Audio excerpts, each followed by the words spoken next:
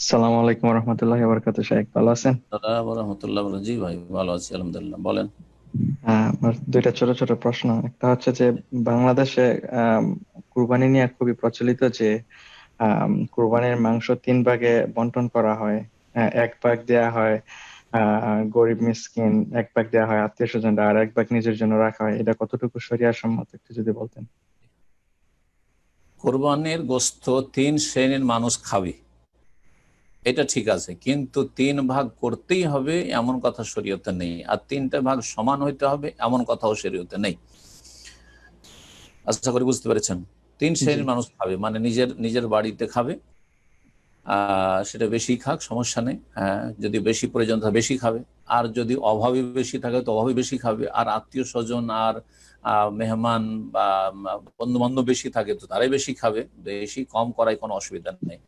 তো একটা অংশ খাবে বাড়িতে, একটা অংশ আত্মীয় স্বজন বা পাড়া প্রতিবেশী, আর বিশেষ করে যারা কোরবানি দিতে পারে না, আর আরেকটা অংশ হচ্ছে যারা একবারে অভাবী, একেবারে অভাবী, তারা তারা খাবে। জি, আল্লাহ ফাকুলু মিনহা ওয়া আতিমুল বাইস আল ফকির। সূরা হজ আল্লাহ বলেছেন তোমরা কুরবানির গোশত থেকে খাও এবং ওয়া আতিমুল বাইস আল ফকির, এবং অসহায় যারা দরিদ্র তাদেরকে খাওয়াও। জি। আর এক আয়াতে রয়েছে ফাকুলু মিনহা ওয়া আতিমুল কানে ওয়াল মুতার, এটাও সূরা হজে রয়েছে। তোমরা কুরবানি গোশত থেকে খাও এবং যারা চায় তাদেরকেও খাওয়াও, কানে যারা আহ লজ্জায় চায় না তাদেরকেও খাও, আল মুতার আর যারা চাইতে আসে তাদেরকেও খাও। কিছু লোক আছে চাইতে চলে আসবে, কোরবানি হয়নি, গরিব মানুষ, আমাদেরকে গোশত দেন, তাদেরকেও খাও, আল মুতার। আর যারা আল কানে না থাকলেও লজ্জায় বলবে না, সম্ভ্রান্ত লোকেরা, আর আছে বহু লোক এরকম আছে যারা বলতে পারেন না, অভাবে আছেন, তারপরেও তাদেরকেও আল্লাহ খাওয়াইতে পারে। তাহলে খোঁজ করতে হবে গ্রামে কার কার কোরবানি হয়নি কিন্তু তার কখনো চাইতে আসবে না, তারা বেশি হক রাখে, তারা বেশি হক রাখে। জি।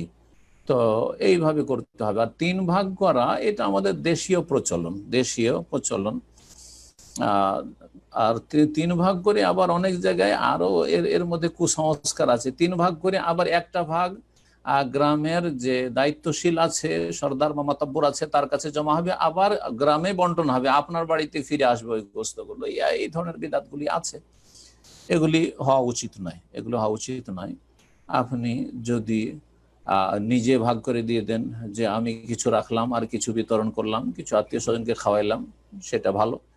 আর যদি দেখেন যে সমাজে একটা এই রকমের বান্ধন আছে যে না, সে আপনি একটা পরিমাণ গোস্ত জমা করে দিবেন আর সেটা আমরা গরিব মিসকিনকে বা যাদের কোরবানি হয়নি তাদের মাঝে বিতরণ করবো বা গ্রামবাসীর মাঝে বিতরণ করব, তাও ঠিক আছে। কিন্তু সে তিনটেই সমান করতে হবে জরুরি নয়। ওলামারাও এমন কি বলেছেন, যদি বাড়িওয়ালাদের প্রয়োজন থাকে, যে প্রয়োজন আছে, অভাবী মানুষ, এই এই অসিলাতে একটা বিয়ে শাদী সারবে অথবা অনেক মেহমান আসবে, তাদের খাওয়াইতে হবে, গোশত বেশি রাখার প্রয়োজন, তো বেশিটাই রেখে নি, কোনো অসুবিধা নেই ইনশাআল্লাহ। ইন্নামাল আমালু বিন্নিয়াত। কিন্তু সচ্ছল ব্যক্তির আজকাল ফ্রিজ আছে বাড়িতে, রেখে দেবো আর তার বেশিটা রেখে দেবো আর সারা বছর খাবো, তো এইরকম লোকদের যত এইরকম দুনিয়ার স্বার্থ আসবে তত সওয়াব কমতে থাকবে, কমতে কমতে হয়তো শুধু গোশত খাওয়াই হবে, গোশত খাওয়াই হবে। সুতরাং সচ্ছল ব্যক্তিরা একটু সাবধান, আর অভাবী ভাই বোনেরা অসুবিধা নেই, বেশি করে আপনারা নিজের কোরবানির গোশত খাবেন, কোনো অসুবিধা নেই ইনশাআল্লাহ। জাযাকুমুল্লাহ। যে দ্বিতীয় প্রশ্নটা হচ্ছে যে আপনার একটা দার্সে শুনছি যে মানহাজ সম্পর্কে প্রকাশ করা যায় যে যদি আপনি আহলুল হাদিস হন তাহলে বলতে পারবেন যে আপনি সালাফি বা আহলুল হাদিস করতেছেন। তো এরকম যদি বিয়ের প্রস্তাব আসে, যদি কেউ জিজ্ঞাসা করে যে এরকম, এখন তো বাংলাদেশে জিজ্ঞাসা করে যে হানাফি না কোন মাযহাবের, তো এখন কি বলা যাবে কিনা যে আমরা তো আহলুল হাদিস ফলো করি? এটা বলা জি যাবে জি, কিনা? বলে দেওয়া ভালো। কারণ বলে দিলে যদি হকপন্থী হয় তাহলে দেখে শুনে আসবে, আগ্রহের সাথে আসবে। আর যদি বেদাতপন্থী হয় তো আগে থেকে সতর্ক হয়ে যাবে, তাদের অনিষ্ট থেকে আপনি বেঁচে গেলেন।